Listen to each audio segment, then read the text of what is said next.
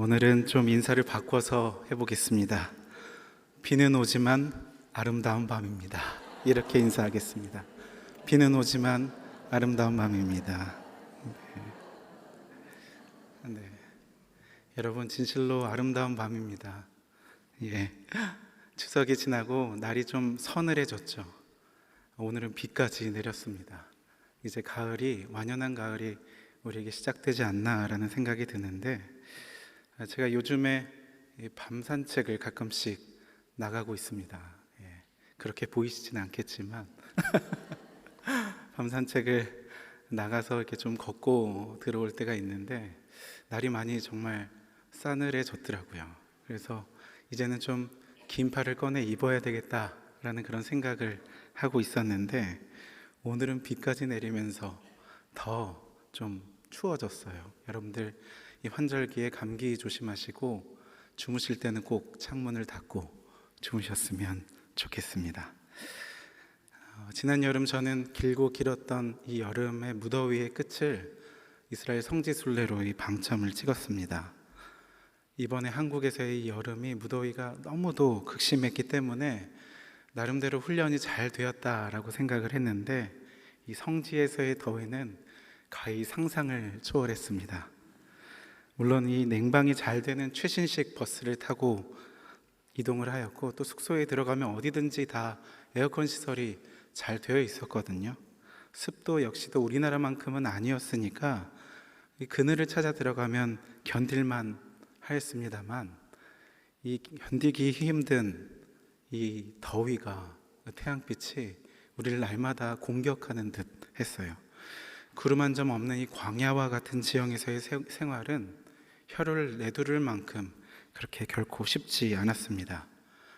그래서 10박 11일 일정을 함께 했던 우리 성지순례단 40명은 어느 정도의 공동체성을 뛰어넘어서 약간의 전우회 같은 게 생겼습니다. 고생을 많이 했거든요.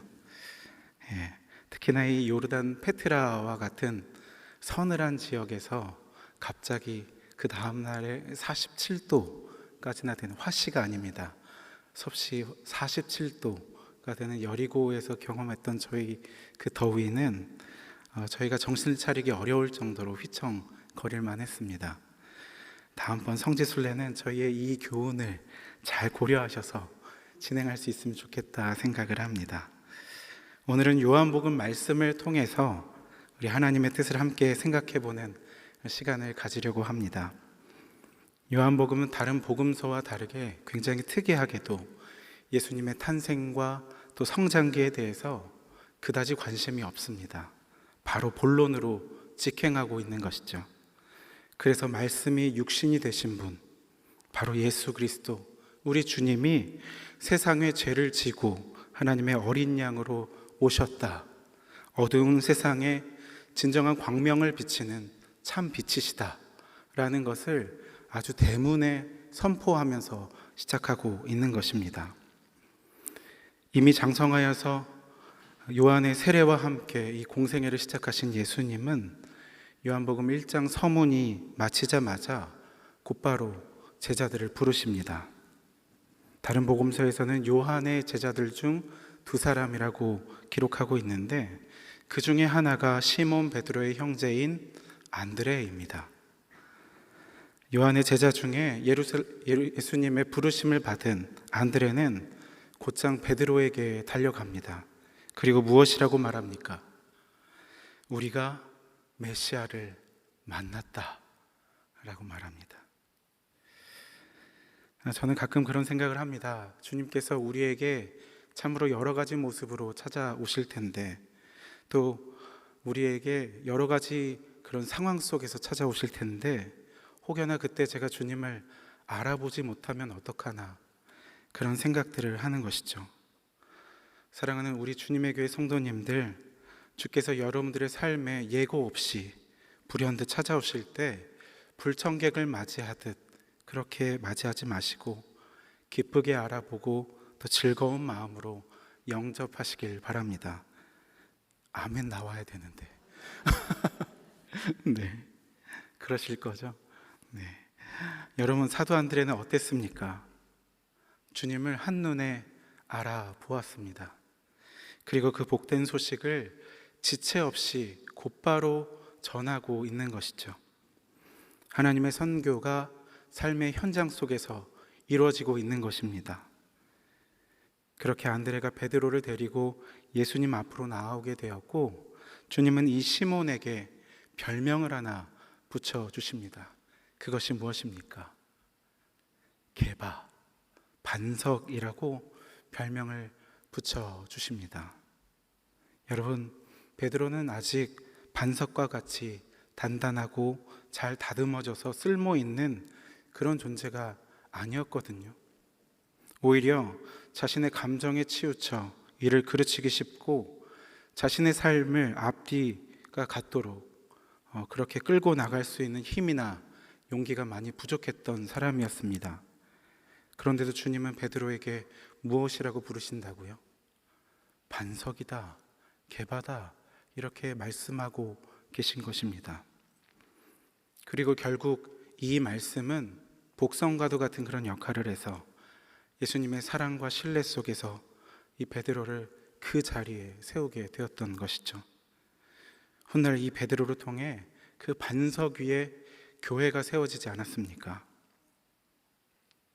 그렇게 이 베드로를 부르신 후에 오늘 본문에서 예수님은 또 한 사람을 제자로 부르고 계십니다.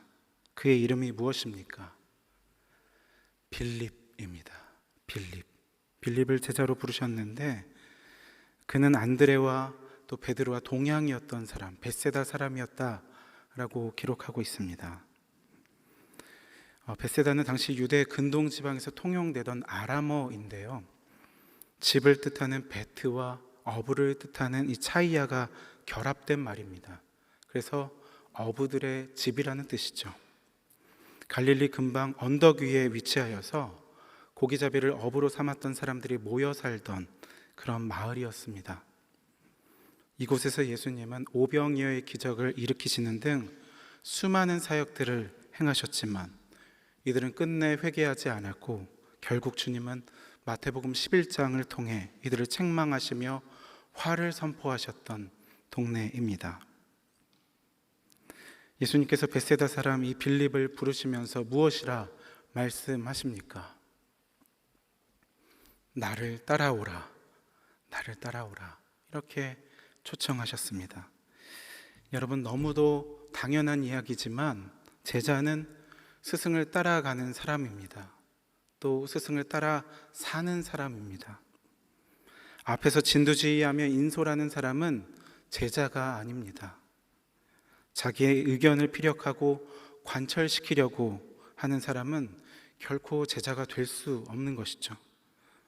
제자는 그저 스승의 이야기를 듣고 배우고 따라 살아가는 사람인 것입니다. 우리 시대의 크나큰 문제는 따라갈 만한 그런 참된 스승이 없다라는 말이 회자되고 있습니다.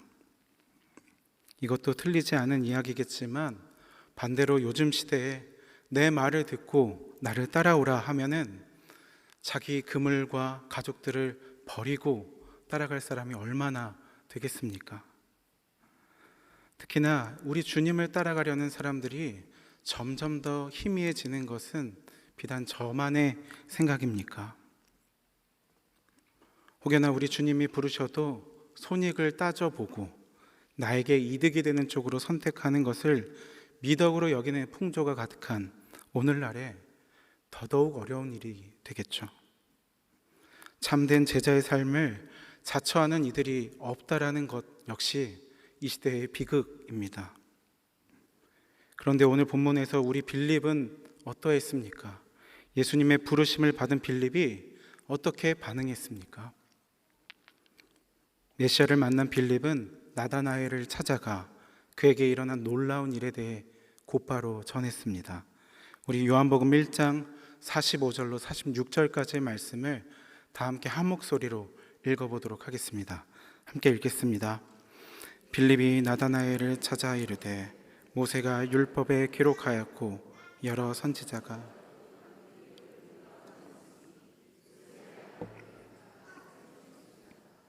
나다나엘이 이르되 나사렛에서 무슨 선한 것이 날 수 있느냐? 빌립이 이르되 와서 보라 하니라. 아멘. 저는 안드레와 빌립의 모습 속에서 참된 그리스도인의 신앙인의 표징을 발견하게 됩니다. 참된 신앙인은 어떠한 사람입니까? 하나님의 말씀을 듣고 따라가는 사람이 참된 신앙인이고, 또 주님의 말씀 앞에 완전히 엎드리는 사람이 참된 신앙인일 것입니다. 요즘 우리는 에스겔서를 묵상하고 있는데요, 바벨론의 이 포로로 사로잡혀 와서 에스겔이 살아가고 있는데, 그발 강가에서 하나님의 영에 사로잡혀 환상을 보게 되었을 때 에스겔이 어떻게 반응했습니까? 히브리 말로 샤하, 완전히 엎드리게 되는 것이죠. 그분 앞에 완전히 엎드려서 항복하게 되는 것입니다. 그리고 어떻게 됩니까? 이제는 더 이상 내가 나의 삶의 주인이 아니어도 기쁘고 충만한 무아의 상태에 이르게 되는 것이죠. 하나님께서 나를 완전히 주장하셔서 나의 삶을 통해 하나님의 역사하심을 경험하게 되는 것, 전하게 되는 것입니다. 진리를 탐닉하던 이 안드레가 하나님의 아들 예수 그리스도를 만나 그분이 메시아, 우리의 주님인 것을 깨달아 알게 되고 그 앞에 완전히 꼬꾸라졌습니다. 그리고 이제는 복음을 전하게 되었던 것이죠. 이것은 빌립에게도 마찬가지였습니다. 우리 빌립이 나다나엘에게 예수님을 어떻게 소개하고 있습니까? 내가 오늘 모세가 율법책에 기록하였고 또 구약의 예언자들이 기록한 그분을 만났는데 그분은 나사렛 출신으로 요셉의 아들 예수시다, 이렇게 이야기했던 것이죠. 아시는 것처럼 이 모세와 선지자, 이들은 구약을 대표하는 이들이니 구약 그 오랜 역사를 통해 활동했던 이들을 통해 약속하셨던 그 메시아가 나타나셨고 내가 오늘 그분을 직접 만나 뵈었다라고 이야기하고 있는 것입니다. 그런데 그분이 어디 출신이시라고요?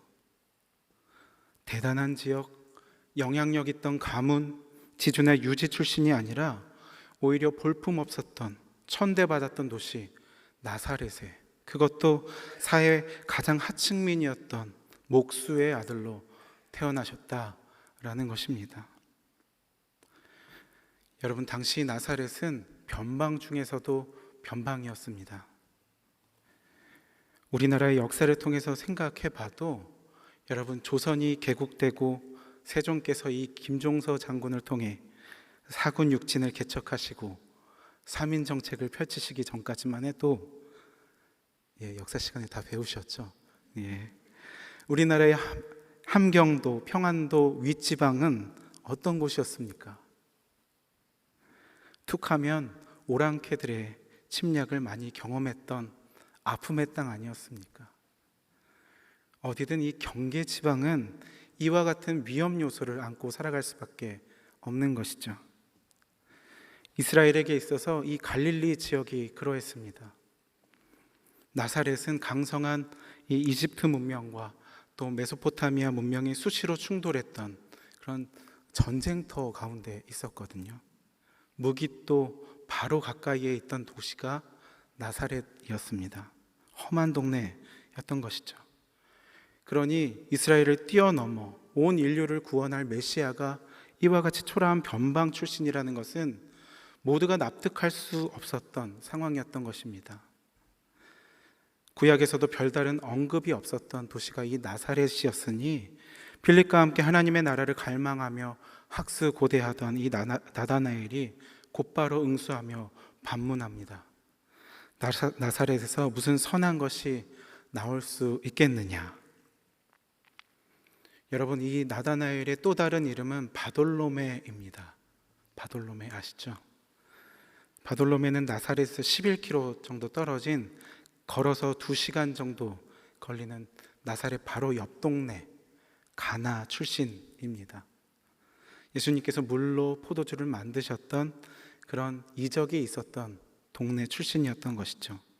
지금도 그래서 가나 혼인잔치 이 기념교회에 가보면은 수호 성인으로 이렇게 있는데, 저희 순례팀도 갈릴리 호수에서 베르디어 성찬 예배를 드릴 때 이 가나 혼인잔치 교회 옆에 기념품 가게에서 포도주를 공수해 갔던 기억이 있습니다. 아무튼 이 나다나엘은 고향 바로 옆 동네 나사렛에 대해서 누구보다 잘 알고 있었던 사람이었던 것이죠. 그래서 나사렛에서 무슨 선한 것이 날 수 있겠느냐라는 말이 바로 나왔던 것입니다. 그때 이 빌립이 무엇이라고 대답합니까? 와서 보라. 와서 보라. 이 말을 바꿔서 이야기하자면 오늘 우리 말씀의 제목처럼 만나보고 판단해도 절대로 늦지 않다라는 것이죠. 아주 확신에 찬, 또 감격에 찬 그런 표현인 것입니다.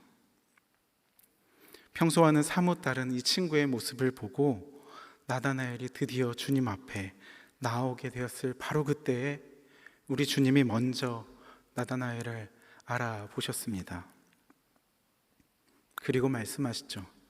우리 47절 말씀을 새번역 성경으로 다 함께 읽어보겠습니다. 함께 읽겠습니다. 시작.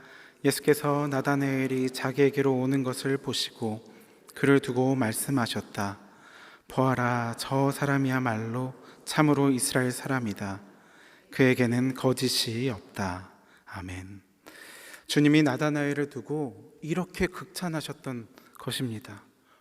저 사람이야말로 참으로 이스라엘 사람이다. 저 사람 마음 안에는 거짓된 것이 전혀 없다. 이렇게 이야기하고 있는 것이죠. 사실 여러분, 아이러니하지만 이 이스라엘이라는 이름을 우리가 한번 좀 생각을 해보면, 이스라엘이라는 이름은 통상적으로 백성과 또 국가명에 사용하고 있지만 이것은 본래 야곱 개인의 이름이었습니다. 그리고 이 야곱은 성경에 있는 그 누구보다 간사하고 또 기민했던 사람으로 묘사된 인물이죠. 태어날 때부터 형의 발목을 잡고 태어난 이 야곱은 성취를 위해서라면 그 어떤 불의와 불법도 불사하며 거짓과 술수를 얼마든지 보였던 사람이었습니다. 그런데 그가 하나님 앞에서 완전히 엎드린 샤하의 사건이 있었던 것이죠. 바로 야복강 씨름 사건입니다. 그때 야곱은 모든 식솔들을 이끌고 고향으로 돌아오는 길에 야복강에서 매우 절박한 심정으로 천사와 밤새 씨름하였습니다. 하나님께서 복을 주실 것을 간구하면서 말입니다. 이 씨름 중에 환도뼈 탈골을 경험했던 야곱은 그 후로 평생 다리를 질질 끌고 살아갈 수밖에 없는 불구가 되었지만, 하나님께서는 그에게 새로운 이름을 부여하시면서 이전과 전혀 새로운 인생을 살아갈 것을 명령하셨습니다.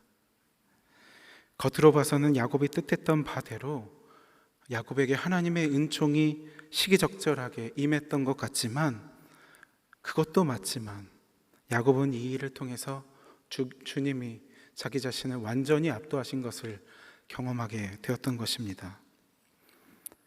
이전에는 자기 자신이 스스로 주인이 되어서 하나님을 좌지우지하는 주술적인 신앙인으로 살았다라면, 이제는 주님의 뜻에 자기를 완전히 비워내고 주님으로만 가득히 채워진 샤하의 삶을 살아가게 되었던 것입니다.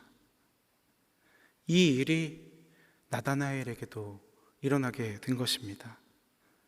자신을 알아보시는 주님 앞에 깜짝 놀라 어떻게 저를 아십니까? 라고 여쭤보니 주님은 빌립이 너를 부르기 전에 내가 무화과 나무 아래에 있던 너를 보았다 라고 말씀하시죠. 이 말씀은 우리 주님이 전지전능하신 하나님이심을 나타내고 있는 것입니다. 이 말씀을 들은 나다나엘 역시도 하나님 앞에 꼬꾸라지게 되었던 것이죠. 예수님을 하나님의 아들, 이스라엘의 왕으로 고백하는 역사가 일어나게 되었던 것입니다. 만일 나다나엘이 예수님을 보기 전에 속단하여서 그럴 리가 없어 생각하며 계속해서 다른 곳에서 이 메시아를 찾고 있었다라면 이와 같은 역사는 일어날 수 없었을 것입니다. 사랑하는 여러분, 예수님을 만난 모든 사람들은 다 이와 같이 전복을 경험하게 됩니다. 아브라함이 그랬고, 야곱이 그랬고, 모세가 그랬고, 예수님의 제자들이 그랬고, 삭개오와 사도 바울이 그러했습니다. 모두 다 예수님을 만났기 때문에, 우리 하나님을 경험했기 때문에 가능했던 일이죠. 만나지 않고서는 절대로 불가능한 그런 일인 것입니다. 주님이 억지로 우리에게 자녀라고 제자라고 짐을 지우시는 분은 결코 아닙니다. 주님을 만나게 되면 이 일이 자연스럽게 일어나게 되는 것이죠. 우리 주님이 먼저 당신의 자녀들을 알아보시고 은혜로 부르셔서 하나님의 선한 뜻을 계시해 알려주십니다. 이렇듯 복음은 우리를 변화시키고 또 변화된 우리는 기꺼이 주님의 뜻에 조율되어서 거룩한 순환의 메비우스 고리가 이루어지게 되는 것이죠. 이렇게 주님을 만나 같이 전복된 삶을 살아가게 될 때 주님은 우리가 기대하는 것보다 훨씬 더 크고 비밀한 일을 우리에게 보이십니다. 그것이 무엇입니까? 우리 다 함께 50절로 51절까지의 말씀을 함께 읽어보겠습니다. 함께 읽겠습니다. 시작. 예수께서 대답하여 이르시되 내가 너를 무화과 나무 아래에서 보았다 함으로 믿느냐? 진실로 진실로 너희에게 이르노니 하늘이 열리고 하나님의 사자들이 인자 위에 오르락 내리락 하는 것을 보리라 하시니라. 아멘.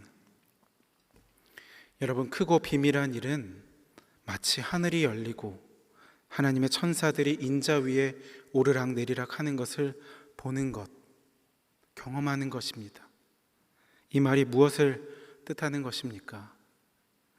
제가 오늘 계속해서 이 야곱에 대해서 이야기를 하게 되는데, 이것은 이 야곱이 그의 형 에서를 피해서 밧단 아람으로 도망하던 중에 돌베개를 베고 잤던 그 꿈 내용입니다. 존 오트버그의 예수는 누구인가 라는 책에서의 일부를 인용하자면, 베델, 그러니까 하나님이 거하시는 그곳이 우리 가운데 이루어지게 되면 하늘이 열려 땅과 소통하게 되는 역사가 일어난다 라는 것입니다. 이때의 베델, 오늘 우리의 개념으로 이 성전은 만물의 구심점으로 역할하게 되는 것입니다. 그러니까 하늘과 땅은 별개의 두 곳이 아니라, 두 세계가 아니라 이 성전을 통해 만나게 되고 하나가 되는 역사가 일어난다라는 것입니다. 특별히 이 성전은 하나님께서 또 하늘이 이 땅에 침투해 들어오는 그런 곳입니다. 지금처럼 우리가 하나님 앞에 예배드리고 여러 가지 신앙을 고취하는 활동들을 하며 하나님의 역사를 체험하는 것은 하나님께서 이 성전에 부여하신 성전의 기능인 것입니다. 이 성전을 통해 우리는 죄가 용서받고, 이 성전을 통해 하찮은 존재가 중요한 존재로 변모되고, 이 성전을 통해 버림받은 사람들이 하나님과 관계 맺게 되는 것입니다. 왜 그렇습니까? 우리의 삶 구석구석에 하나님의 목적이 하나하나 세심히 부여되기 때문입니다. 그 후로 만유의 주, 이 땅에 성육신하신 예수 그리스도께서 오신 뒤로 이분은 자주 자기 자신과 이 성전을 동일시 하셨습니다.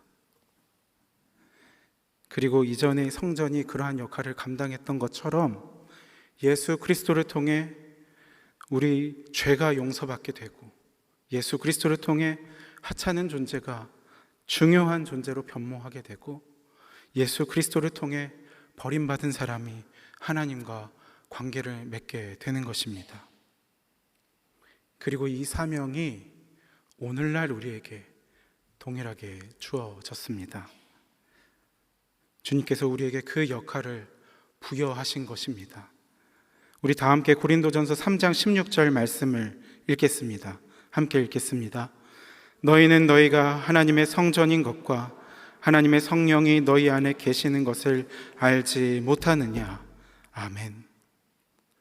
이제는 우리를 통해 하늘이 이 땅 가운데 침투해 들어와야 합니다. 믿으십니까? 아멘. 기대가 되십니까? 아멘. 아니면 이 일을 하기에 나는 너무도 늦었다, 그런 생각이 드십니까? 여러분들, 꿈을 꾸십시오. 꿈을 꾸십시오. 저는 이 꿈꾸는 산막 광고를 보고 너무너무 좋았거든요. 교육의 대상이 65세 이상이라고 하였지만 등록자 평균 연령이 75세 전후십니다. 우리 시니어 분들도 이렇게 꿈을 꾸시겠다고 앞다투어 등록하고 계시는데 정말 여러분 가만히 계시겠습니까? 안 된다고 생각하지 마시고, 늦었다고 속단하지 마시고, 주님께서 우리와 함께 하시며 우리에게 능력을, 힘을 주실 것을 믿으시기 바랍니다. 주님은 우리를 아시는 분이십니다. 늘 깨어지기 쉬운 나약한 우리에게 개바라, 반석이라 말씀해 주시는 분이시고, 정말로 우리의 생을 반석으로 만들어 주시는 분이십니다. 우리를 아시되 그저 단순히 아시는 것뿐만 아니라 우리를 눈여겨보시고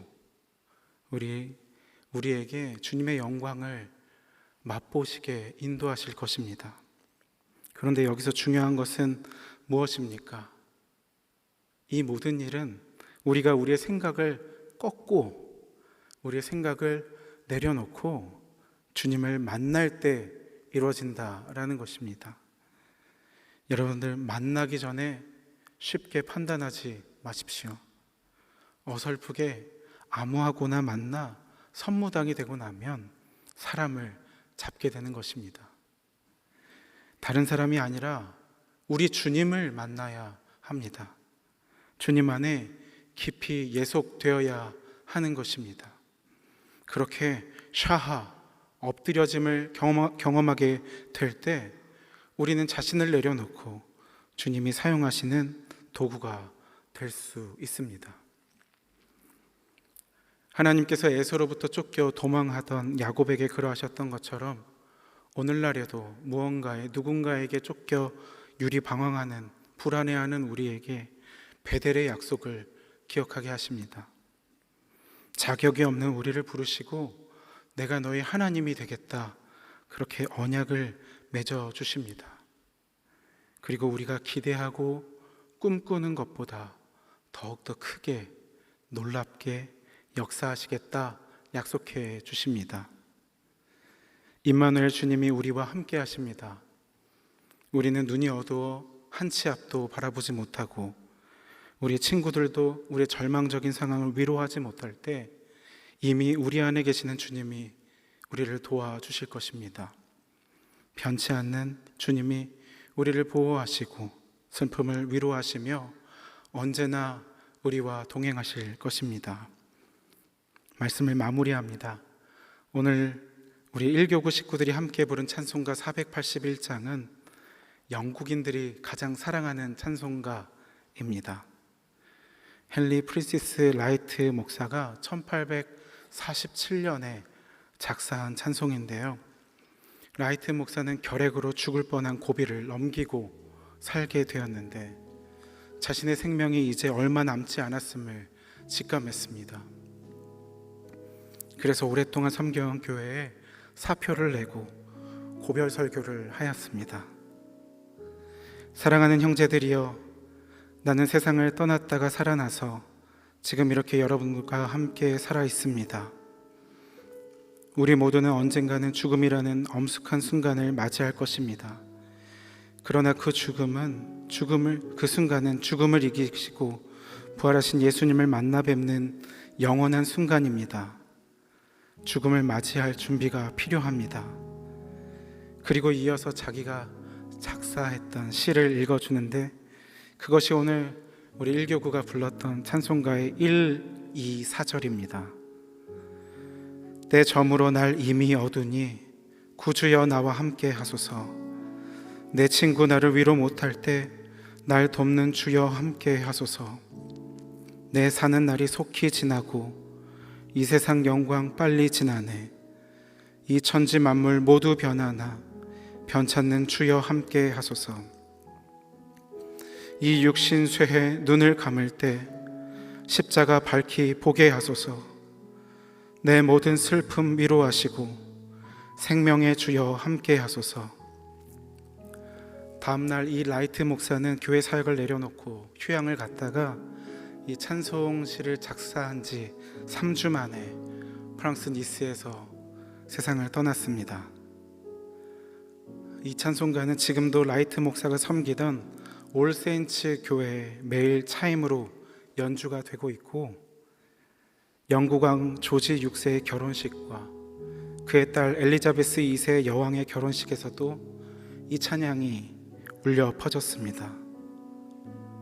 또 이 찬송은 1912년 타이타닉호가 침몰했을 당시, 또 항공기 추락 사고가 났던 2009년 네덜란드 암스테르담 공항에서 연주가 되었고, 영국 왕실에서 주요 행사가 있을 때뿐만 아니라 영국의 식민지령이었던 인도에서 국가적인 행사가 있을 때마다 연주가 되고 있습니다. 그리고 여러분들 혹시 스포츠 좋아하시는 분들 계실지 모르겠는데, 매해 잉글랜드 FA컵 결승전이 시작되기 15분 전 오후 2시 45분에 모든 관중들이 기립하여 부르는 찬양이 바로 이 찬양입니다. 또 2012년 런던 올림픽 개막식 때도 불려졌던 찬양이죠. 사랑하는 여러분, 우리를 도우시는 하나님의 사랑이 우리와 늘 함께 하십니다. 한 번 더 할까요? 우리를 도우시는 하나님의 사랑이 우리와 늘 함께 하십니다. 우리의 날은 속히 쇠하고 우리의 영광은 빨리 쇠하여도 변찮는 주님의 사랑은 우리를 눈여겨보시고 우리를 끝끝내 생명으로 영광으로 인도해 주실 것입니다. 주님을 만나기 전 나다나엘의 상태처럼 만나보기 전에 판단하시려는 그 마음을 내려놓으십시오. 주님을 더욱더 적극적으로 찾고 구하며 그 품을 파고 들어가 진정한 속박을 경험해 보시길 바랍니다.